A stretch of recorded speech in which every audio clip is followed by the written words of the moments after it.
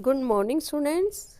आइए आज के दिन की शुरुआत हम भगवान का नाम लेकर करें और अपने विद्यालय का प्रार्थना गीत गाएं। सुबह सवेरे लेकर तेरा नाम प्रभु, करते हैं हम शुरू आज का काम प्रभु। सुबह सवेरे लेकर तेरा नाम प्रभु, करते हैं हम शुरू आज का काम प्रभु।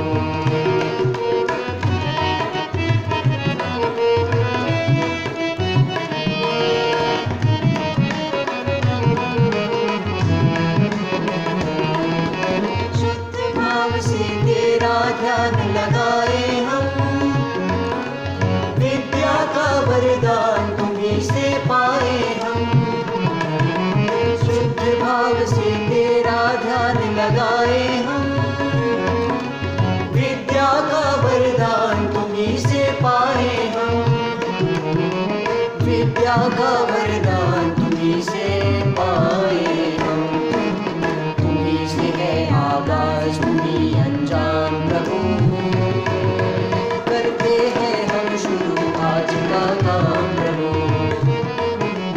सुबह सवेरे लेकर तेरा नाम प्रभु, करते हैं हम शुरू आज का काम प्रभु। करते हैं हम शुरू आज का काम प्रभु। करते हैं हम शुरू आज का काम प्रभु। आज का सुविचार सुनिए। किसी भी कार्य को करने के लिए तुरंत उठो, जागो और तब तक नहीं रुकना जब तक लक्ष्य हासिल न हो जाए। यह वाक्य स्वामी विवेकानंद जी ने कहा है। इसका अर्थ है लक्ष्य को पाने के लिए हमें निरंतर प्रयास करते रहना चाहिए। अब आप अपनी हिंदी की पाठ्य पुस्तक नव भारती का पेज नंबर 87 ओपन कर लीजिए। हाँ, आज हम चैप्टर नंबर 14 की रीडिंग करेंगे। इस चैप्टर का नाम है काला हिरन। यह एक शिक्षाप्रद कहानी है। आप पहले इस कहानी को ध्यान से सुनना और फिर खुद रीडिंग करना। पाठ पढ़ने से पहले हम कठिन शब्दों का उच्चारण करेंगे और उसके बाद इनकी रिटन प्रैक्टिस करेंगे। देखिए पहला वर्ड कौन सा है? सबसे पहले है अद्भुत। अद्भुत का मतलब होता है विचित्र या अनोखा। अद्भुत। कर्तव्य। कर्तव्य का मतलब होता है कि ड्यूटी, कि हमें कौन कौन से काम करने चाहिए, हमारी ड्यूटी क्या क्या है। कर्तव्य। विचित्र। विचित्र का अर्थ क्या है? अनोखा, अद्भुत। हृदय। हृदय मतलब दिल। उसके बाद देखिए भगदड़। भगदड़ मतलब जब चारों ओर भागदौड़ मच जाती है, लोग या जानवर इधर उधर भागने लगते हैं, तो इसे हम क्या कहेंगे? भगदड़। आश्चर्यचकित। आश्चर्यचकित मतलब हैरानी से, हैरानी के साथ। दृश्य। दृश्य मतलब नजारा। निर्भय। निर्भय का अर्थ होता है निडर, बिना डर के। आइए एक बार फिर से हम इनका उच्चारण करते हैं। अद्भुत। कर्तव्य। विचित्र। हृदय। भगदड़। आश्चर्यचकित। दृश्य। निर्भर। आप देखिए कुछ कठिन शब्दों के अर्थ। देखिए पहला शब्द दिया हुआ है इसमें झील। झील क्या होती है? बहुत बड़ा तालाब, उसे हम क्या कहेंगे? झील। झुंड। झुंड का अर्थ है समूह। समूह मतलब ग्रुप। जब बहुत से पशु इकट्ठे जाते हैं तो हम उसे क्या कहेंगे? कि पशु झुंड में जा रहे हैं। चतुर। चतुर का मतलब है चालाक। सुंदरता। खूबसूरती। दोबारा से देखिए झील,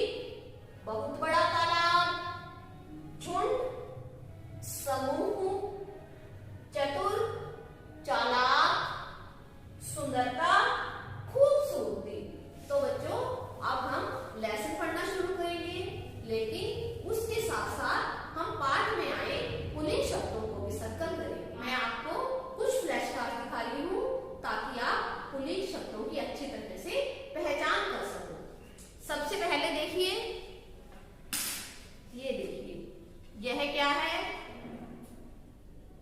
लड़का। क्या है यह? एक लड़का।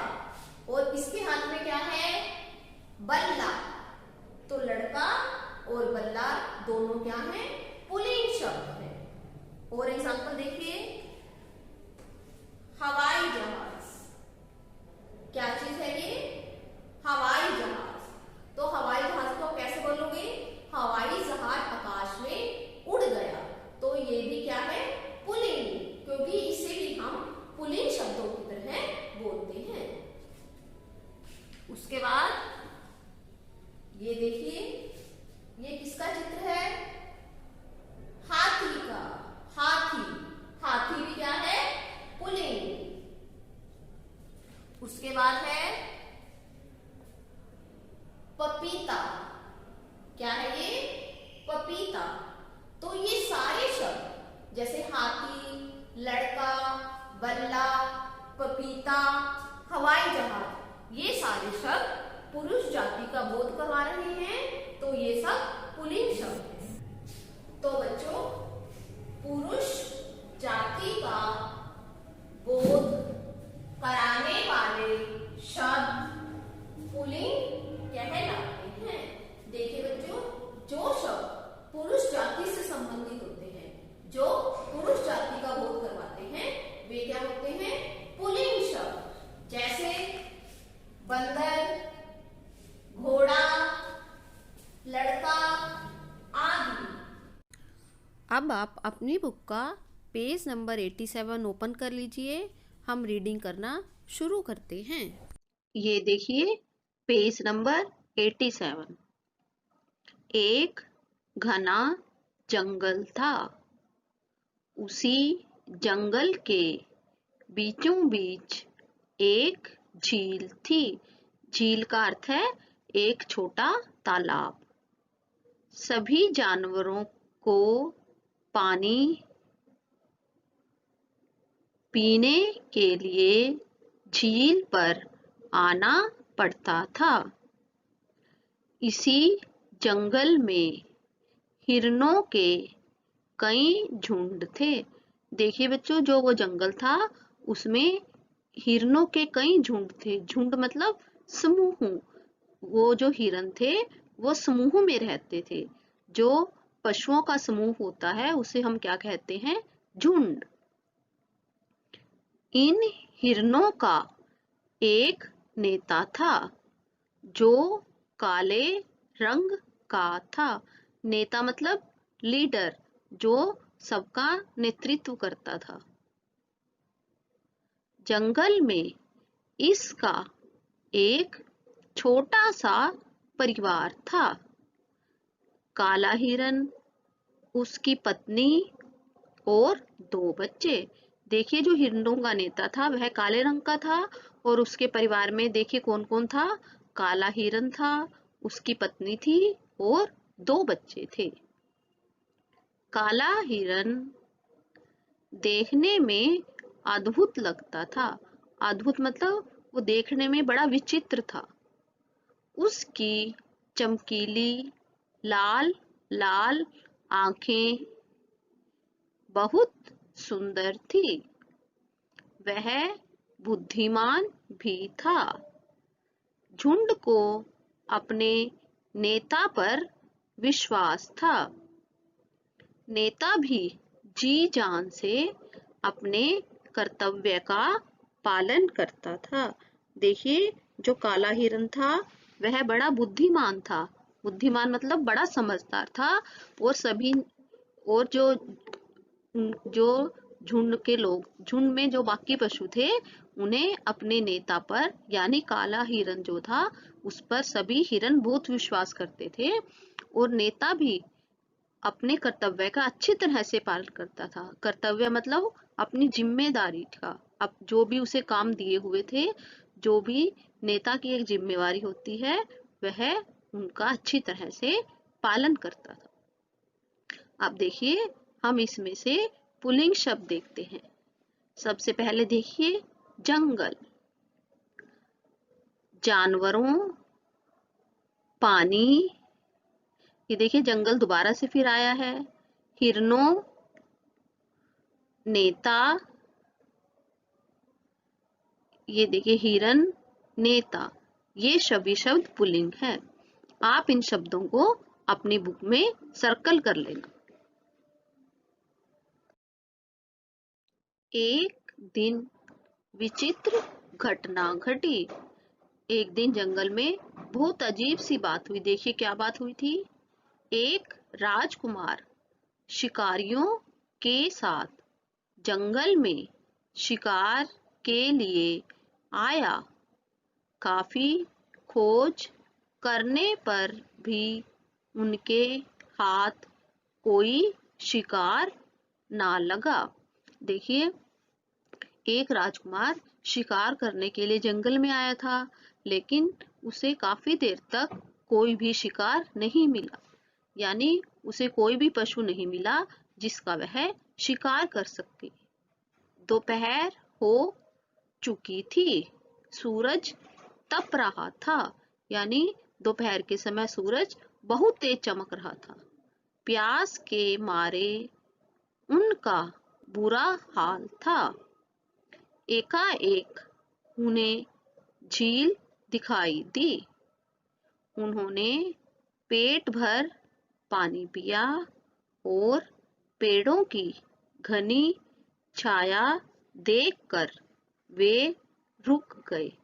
देखिए क्योंकि उन्हें बहुत प्यास लगी थी तो उन्होंने क्या किया, उन्होंने झील पर पानी पिया और क्योंकि बहुत गर्मी थी इसलिए वे पेड़ की छाया में बैठकर आराम करने लगे। वे सोना चाहते थे कि आहट पाकर, आप देखिए इसमें भी पुल्लिंग शब्द कौन कौन से हैं। राजकुमार, शिकारियों, सूरज, पेड़ों, ये सारे शब्द क्या है, पुल्लिंग। देखिए क्योंकि जो राजकुमार था और जो उसके साथी आए हुए थे वो तेज धूप के कारण उन्हें बहुत गर्मी लग रही थी, इसलिए वे पेड़ की छाया में बैठकर आराम करना चाहते थे। लेकिन तभी उन्हें एक आहट सुनाई दी। आहट मतलब आवाज, और आहट सुनकर वे चौकन्ने हो गए। चौकन्ने मतलब सावधान, कि उन्हें लगा कि शायद कोई जानवर उधर आ रहा है। हिरनों का झुंड पानी पीने आया था। यह उसी की आहट थी। काला हिरन झुंड में सबसे आगे था। देखिए क्योंकि काला हिरन सभी हिरनों का नेता था, इसीलिए वह झुंड में सबसे आगे था। हिरनों ने शिकारियों को देख लिया। शिकारियों के हाथ पड़ने से पहले ही हिरनों का झुंड झाड़ियों के पीछे छिप गया। देखिए क्योंकि हिरनों ने भी शिकारियों को देख लिया तो वे भी शिकारियों से बचना चाहते थे, इसलिए वे सब झाड़ियों के पीछे छिप गए। अब देखिए इसमें कुछ शब्द आए हैं पुल्लिंग शब्द, जैसे हिरनों, शिकारियों, ये शब्द, इन शब्दों को हमने पहले भी सर्कल किया था, इसलिए मैंने इन्हें फिर से सर्कल नहीं किया। अब आगे देखिए पेज नंबर 88। शिकारियों ने समझा कि हिरन मैदान की ओर निकल गए हैं। देखिए क्योंकि हिरन झाड़ियों के पीछे छिप गए थे तो शिकारियों को लगा कि हिरन मैदान की ओर आगे निकल गए हैं। वे दूसरी तरफ चले गए। हिरनों पर आई मुसीबत टल गई, क्योंकि शिकारी दूसरी तरफ चले गए और हिरन शिकारियों से बच गए। राजकुमार ने काले हिरन को देख लिया था। वह काले हिरन की सुंदरता को देखकर आश्चर्यचकित हो गया। देखिए क्योंकि काला हिरन बहुत सुंदर था और राजकुमार ने जब उसे देखा तो उसकी सुंदरता देखकर उसे बहुत हैरानी हुई। आश्चर्यचकित हो गया मतलब राजकुमार उसकी सुंदरता देखकर बहुत हैरान हुआ। यह तो सचमुच ही अद्भुत हिरन है। राजकुमार ने मन में सोचा। राजकुमार सोचने लगा, यह तो बहुत ही अद्भुत विचित्र हिरन है। राजकुमार काले हिरन को जीवित पकड़ना चाहता था। दूसरे दिन उसने कुछ चतुर शिकारी बुलाए और वह उनके साथ जंगल की ओर चल पड़ा। उन्होंने झील के किनारे आकर जाल बिछा दिया। देखिए, राजकुमार को हिरन वह बहुत सुंदर लग रहा था, इसलिए राजकुमार चाहता था कि वह हिरन को जीवित ही पकड़ ले। इसलिए उसने अगले दिन क्या किया, शिकारियों के साथ मिलकर झील के किनारे जाल बिछा दिया ताकि हिरन उसमें फंस सके। कुछ ही देर में शिकारियों को हिरन आते दिखाई दिए। शिकारी झाड़ियों के पीछे छिप गए। जब शिकारियों ने हिरन को देखा तो वे उसको पकड़ने की कोशिश करने लगे और झाड़ियों के पीछे छिपकर उनका इंतजार करने लगे। अब इसमें देखिए पुल्लिंग शब्द कौन कौन से हैं। हिरन, मैदान, राजकुमार, जाल।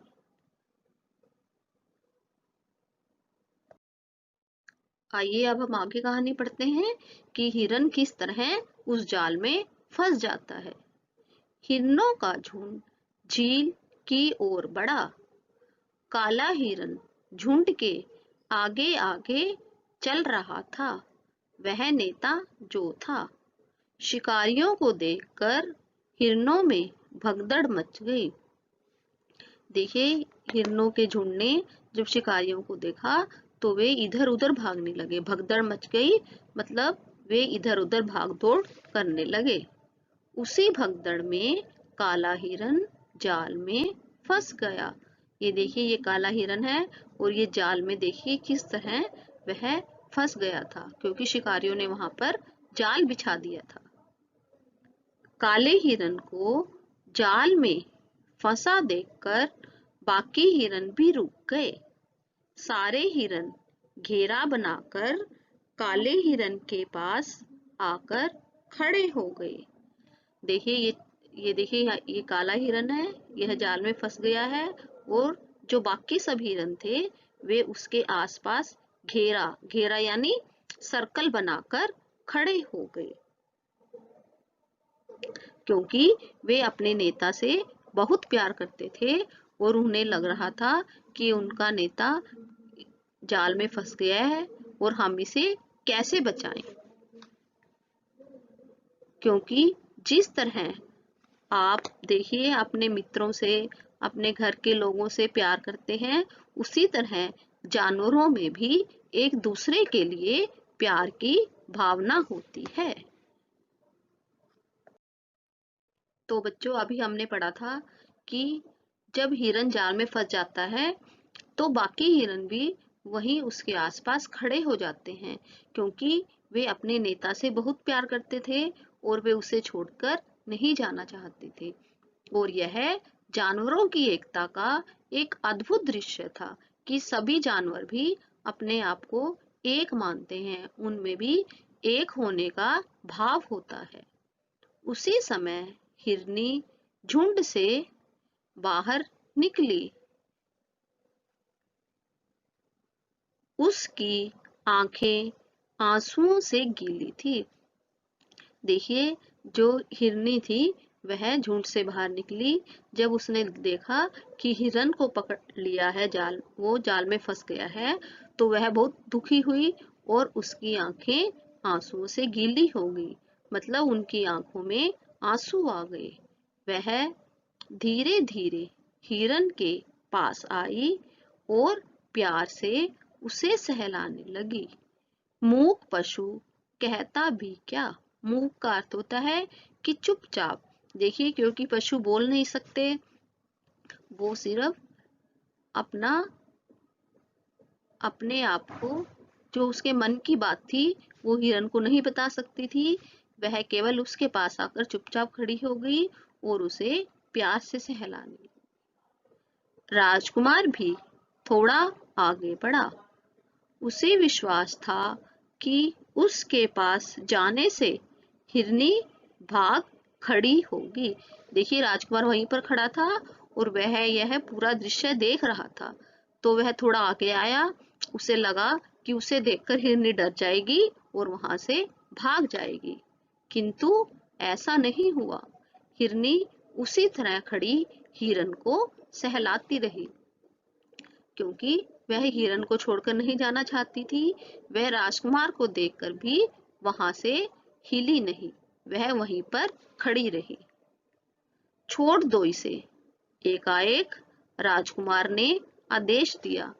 देखिए, जानवरों का एक दूसरे के प्रति प्यार और हिरनी का प्रेम देखकर राजकुमार का हृदय पिघल गया और उसने आदेश दिया कि इसे छोड़ दो।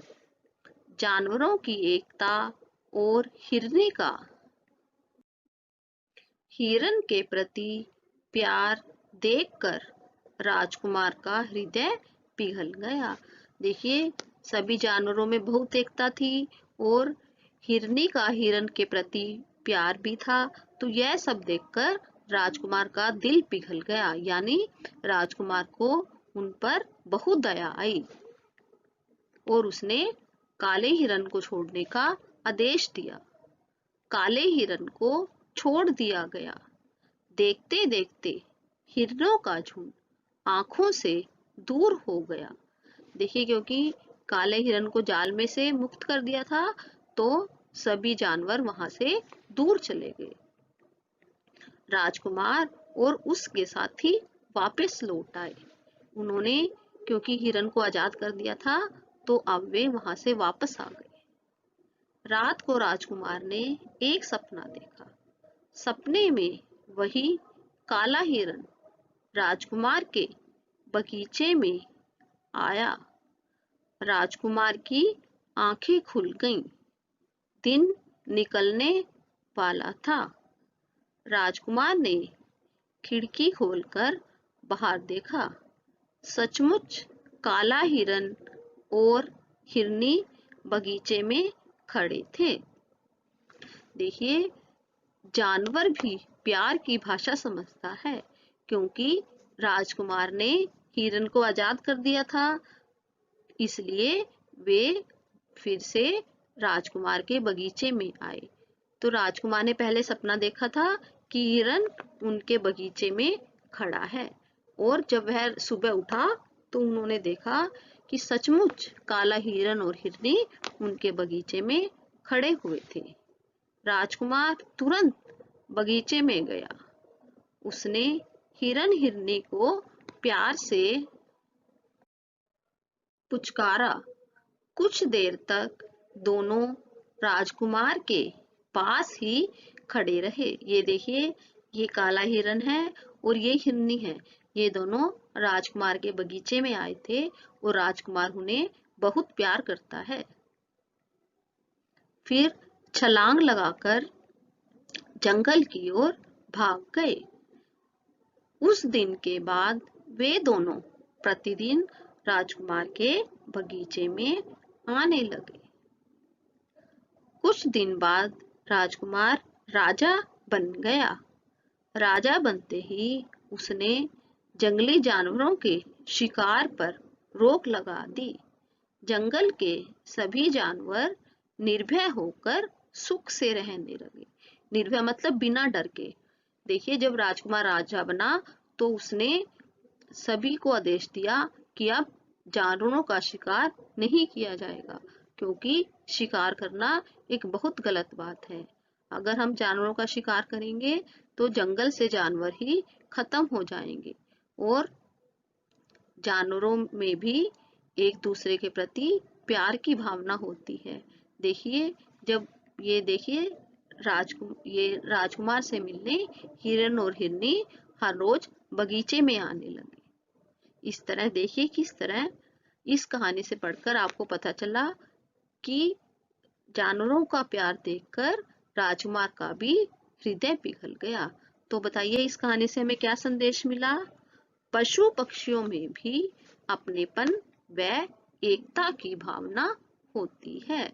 इसलिए हमें भी पशु पक्षियों के प्रति प्यार दिखाना चाहिए, उन पर दया करनी चाहिए और कभी भी जानवरों को या पक्षियों को परेशान नहीं करना चाहिए। आज का सुलेख देखिए, पशु पक्षियों से प्रेम करो। दोबारा देखिए, पशु पक्षियों से प्रेम करो। आप ये लाइन 5 बार अपनी प्रैक्टिस नोट में लिख लीजिए।